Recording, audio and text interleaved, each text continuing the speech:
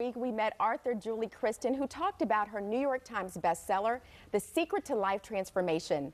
One of the inspirational stories in her book involved our next guest. She is the sister of Bishop T.D. Jakes, and her own story is as motivating as it is unforgettable. Please welcome Jacqueline Jakes. Good morning. Good morning, Pat. I'm so glad to be with you. Oh, I am so glad to be with you. You know, I have watched you in awe, and I've told you this before. As we both sit at the Potter's house every Sunday, I've watched you walk in with such dignity and with such grace. Thank you. You know, you come from this long legacy of overachievers in your family. Is that a Jakes family trait? You know what? I never considered us as overachievers, but if we are, it's due to my mother and my father. My mother was one of 15 children. And she graduated from high school when she was 15. She did 4 years of college in 3 and graduated from Tuskegee University. My father worked 2 and 3 jobs at a time, so if we're overachievers, it's because of them. So they've left you all a long legacy. I know of education.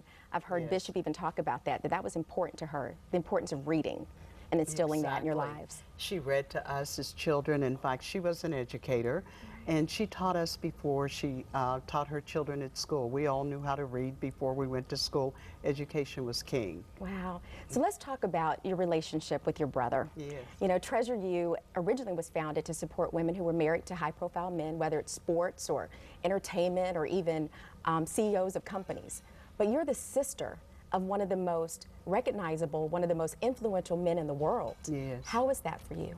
I feel very comfortable with it. I'm extremely proud of my brother.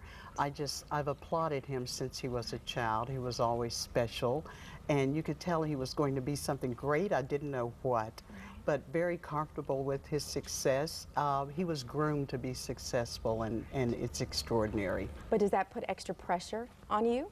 I don't think so. I feel very good about it. We were all groomed the same way, and so I feel comfortable in my own skin and in my own right. Wow, and you know what? He feels comfortable with you. I watch him as he looks at you from the pew with just support and admiration. You can tell there's a good relationship there between the two of you all. So let's go, because in your 20s, you shared the story with me about overcoming major brain surgery back in your 20s. Yes. You're very young. You had a young daughter, Kelly, at that time. Take us back then and tell us exactly how did that, what kind of inspiration did that give you moving forward in life? Oh, it was the single most defining event in my life, changed my life entirely. I am certain that I would not be here talking with you today. I would not be the person that I am today had that not happened to me. Pat, people have no idea how frail life is. You don't know until you go through something like that. And the surgery was so hard for me to recover from. It took me 10 years to come through that. And so through a series of things, depression was one of them, and just numerous amounts of things. But it changed me for the better. Sometimes the bad things can turn out for good, and I'm more positive, I'm more happy, I'm more inspired, I'm more open to life and trying to live my life to the fullest. Wow, is that what encouraged you or motivated you to write your books? Because you've written 3 amazing books. What's the essence of the message of those books, especially to women? I try to have a you can make it message. Do not count yourself out message. Absolutely never, ever, ever give up, no matter what you're going through. I feel like I'm trying to scatter sunshine, to give people hope and to inspire them and encourage them to go on no matter what. And that's what you would say, I'm sure, to people today. I mean, a lot of people are struggling. Jacqueline, when you look at a lot of people are out of jobs. You know, people are dealing with major loss and disappointments in life. What would you say to people, especially women out there that are listening, that are struggling right now and need to just keep their chin up? Yeah, Pat, you know what, the first thing I'd say is look for the open door. Don't get so caught up in the darkness and the drama that you don't look for the way out.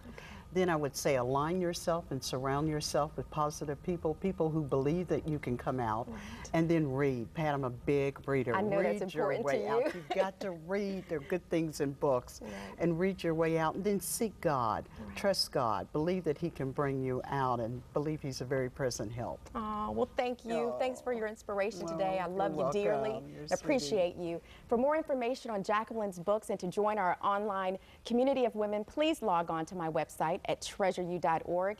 And don't forget to treasure you this week. Paige, Rob, what you guys got going on over there? Hey, Pat.